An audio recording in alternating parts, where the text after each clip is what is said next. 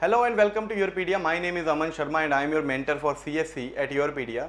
So as you all know that ISRO has come up with a lot of vacancies in computer science, electronics and mechanical, and we have, as you also know, we have started a module for ISRO in which we will be covering the theoretical as well as the numerical portion of the subjects.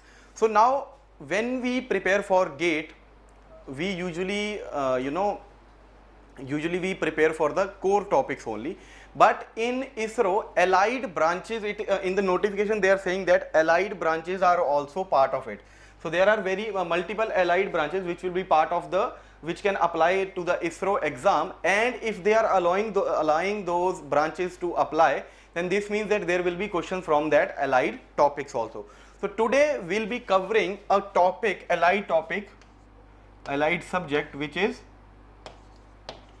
cyber security, and the topic that we will be seeing today is very important in terms of the probability that the question will come from this topic or not. So if you study cyber security, cyber security is a very vast subject, so they will be asking basic questions from the cyber security, so you have to just go through the topics of cyber security, the basic topics. Now we have, today we will do OWASP-Top 10, which is a very important part of cyber security. So there is so high probability that a question will be surely asked from this topic, and it will be purely theoretical, and you just have to remember the name of OWASP-Top 10, and for sure there will be a question from this topic if they are asking from cyber security. It is a very important topic. So let's see what is OWASP. So OWASP it's an organization, Open Worldwide Application Security Project. So what they do is, they will each year, so normally they publish a list of attacks each year, but recently after 27 they updated the OWASP list in 2021. So what they do in that list is, they will list out the attacks that are most common in that phase or in that time, which are posing threat to our cyber security. So this is a non-profit foundation that works to improve the security of software through community led open source software projects, hundreds of local chapter worldwide, 10 of thousands of members, and leading education training conference. So this is what OWASP is. Now what is OWASP 10? Is a regularly updated report outlining security concerns for web applications. So the most important threats that you need to consider while designing your applications, while you are securing your applications, while you are securing your web servers. So what are the 10 most effective attacks that the attacker is using these days, and what are the attacks that you keep in mind when you are designing your web application or anything that you want to keep safe from the attacker. Focusing on top 10 critical risks. Critical risk is the attacks.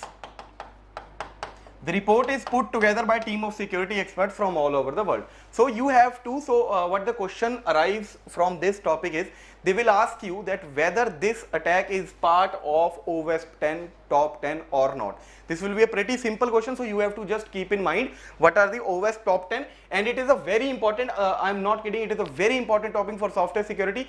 Even if you are doing masters in cyber security, then also OWASP top 10, if you are pursuing MTech from very prestigious college and you are studying cyber security there, this is the first thing that you study, and this is also asked in the exams of when you are pursuing master. So it is a very important topic as far as cyber security is concerned, because first you need to understand what are the attacks that you need to prepare for. So first is broken access control. What the attacker will do in this is, first attack is broken access control. So initially it was on the 5th or 6th number, now it is on first number. Allows attacker to bypass authentication safeguard and perform tasks as if they were privileged users. Now we know that when our operating system works, it works on privileged and non-privileged environment, and all the less important works are done in the non-privileged department, which is also the user part of the code. But all the important instructions such as change in memory or change in memory mapping, or you can say setting the timer of the clock, or you can say unmasking the interrupts. These are done in the privilege instruction, because if user is able to do, these are done in the privileged mode. So if user is able to do those operations which are done by the kernel only, then there can be a problem. So they are done in the privileged mode. So OS works in privileged and non-privileged mode. So similarly, what this attack does is, it will give the attacker control of the privileged mode, posing as privileged user, and it will be able to do a lot of harm to the system if it bypasses the authorization. So it will exploit the sensitive data and modify and destroy data. That's what I was saying, that for example, in privilege mode the instruction is timer of the clock. If you are able to change that, then you can gain unlimited access of the kernel, because when there is no timer to keep track of the operating system usage, then how will you get the control back from the user if you change the or destroy the data of the clock? So modify and destroy important data, exploit sensitive data. So broken access control is the first on this list. Second is cryptographic failures. Now cryptographic failures is what? When you are, when two parties are sending a secure data, and there is whenever you send a secure data, it is done by the use of cryptography. So when there is a failure in that, then cryptographic failures can occur, and it will give access to the user it will give access to the user of the information that is not to be held by the attacker. So failures related to cryptographic failure, this attack exploits the data shared over secure communication between two parties. Main focus is on post exploitation phase. Now when any attacker does a cyber attack, there are phases to it. Post exploitation phase is, let's say I have gained control of your system. Now when I have gained control of your system, and let's say I gain the control of your system for 1 second, then it will not be of that much use. But what if when I gain the control of your system and I am able to maintain a persistent control over your system, then that's a problem. Even after entering your system, I am able to maintain the persistent control. So this is what post exploitation phase is, in order to ensure that I am getting the persistent access. So main focus of cryptographic failure is, because when you are sending a data, let's say that you are sending a key which is used for cryptographic decoding or encoding. If I have the key, even after that message is encrypted, after that all the messages that you send me in a cryptographic format, I will be able to decode them because I have the key. So I will have a persistent access to the system. So it helps in post exploitation phase. So second is cryptographic failures. Third is injection. Now injection is nothing but it is also known as cross-site scripting. So what you might have heard about SQL injection and something like that. So SQL injection is injecting the normal SQL file with some code that will change the execution of the program. So it is saying exploit the program by introducing the code that changes the way program executes. So stealing authentication cookies. If you steal authentication cookies, you can pose as someone else in some website where those cookies will be used. So if you steal these, you can do it by SQL injection, or you can say simply injection, also known as cross-site scripting. Fourth is insecure design. So fourth point is, it is not a type of a attack, it is a type of a vulnerability that you can have in your system, which is insecure design. So while designing the new application, you should keep in mind that your design should not be insecure. It is included as a firm call to developers to include more security patterns and principles by design, because not only you have to focus on the attacks, you have to focus when you are doing cyber security, you have to also focus on the security levels of your system.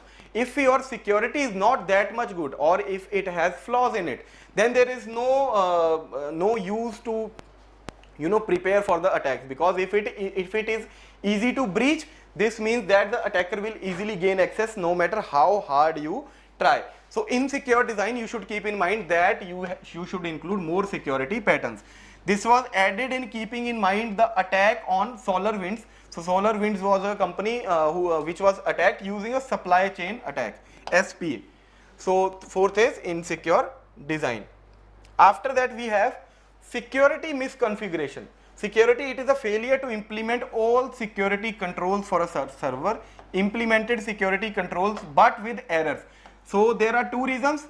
One is that you are unable to implement the security controls, or even if you implement the security controls, there were errors in it which the attacker was able to violate. Human error is also kept in consideration. Human error is, so for example, default login credentials not changed. Now whenever you log on to a site for the first time, they send you an login credentials which are used. Now if you don't change those login credentials up to your as your password, that data is stored somewhere in their system that this mail was sent to this person using the in which the login credentials, these login credentials were mentioned. Now if any attacker finds that email or is able to breach that data, then your login credentials will be passed on to that data, pass on to that attacker, and it can exploit those in various ways. Lack of computer skills, mistakes made under time pressure. So these comes under human errors. So fifth is security misconfiguration. Second is vulnerable and outdated components. So if you are using components which are not up to date, there can be a vulnerability in those components. This category is difficult to test. Featured highly in the community survey. So when these OWASP-10 does a survey that which of the attacks were very risky, which of the attacks were not the companies were not able to stop, so what they should do. So in that survey they also found that vulnerable and outdated components were also the reason for the breach. So attacker only needs to find one vulnerable component in the system comprised of the in system to compromise the system. Attacker can find the vulnerability in operating system, it can find the vulnerability in web application or data management system or runtime environment. Now there are 18,000 new vulnerability found each other. Now the components that you are using in your system, is the amount of components is very high. Even if one component is vulnerable or outdated, there can be a breach through operating system or web application or data management system or runtime environment. There are high chances. So you need to keep your components outdated, and in that way you can stop the attacker from exploiting those components. After that, next is identification and authentication failure. This was also a reason for most of the attacks. New name, it is also reason for most of the attacks, and it is 7th on the OWASP-Top 10 risk that you have to consider while keeping in mind your cyber security. New name given to broken authentication. So previously it was called broken authentication, now it is called identification and authentication failure. It is down from number 2 to number 8, meaning standardized protocols are working. So in the 2017 it was on 2nd number, but now it has come to the 7th number, because standardized, the measures that we took when we found that this is a a very risky condition that can exploit our system or the help attacker to gain control. Some protocols were taken by the companies, and this is why in this year's top 10 it is on 7th number. Compromise of password, keys, session token, user information to assume user identity. So if they get the password from some user, they will get the user access and they will pose as a user in order to cause further breach in the system. Next is software and data integrity failures. Relates to code and infrastructure that does not protect against integrity violence. Example, application. Now let's say that there is an application called WordPress. Now it relies on plugins. Now those plugins are not from a trusted source. So even if one plugin is compromised, you will get access to that, and then you can exploit the system. So software and data integrity failures is also one of the risks that we have to keep in mind. Next is security logging and monitoring failure. Hard to test due to the lack of representation of CV and CSS data, can seriously impact visibility and forensics. So security logging and monitoring failure is on 9th place. After that, last is server side request forgery. Attacker abuses the functionality of the server.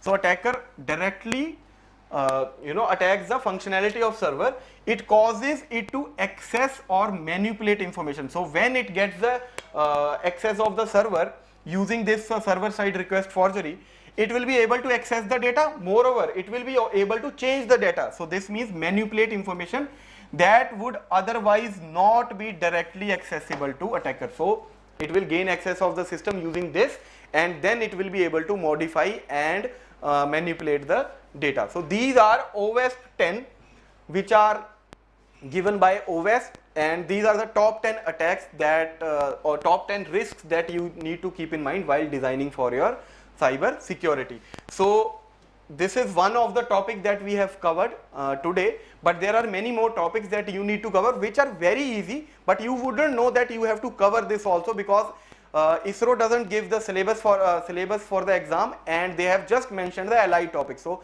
anything could come, but here we are examining the previous exam patterns or the most important topics that you can cover, because topics like these you just have to remember 10 names and you will easily get 1 mark in the question in the exam. So it is very easy if you have guidance for it. So we have launched the module for ISRO in which we will be covering the theoretical aspect, the conceptual aspect, the numerical solving skills, keeping in mind that you would have only 1 minute to solve each question. So all these things will be covered in the module. So keep watching and keep learning. Thank you.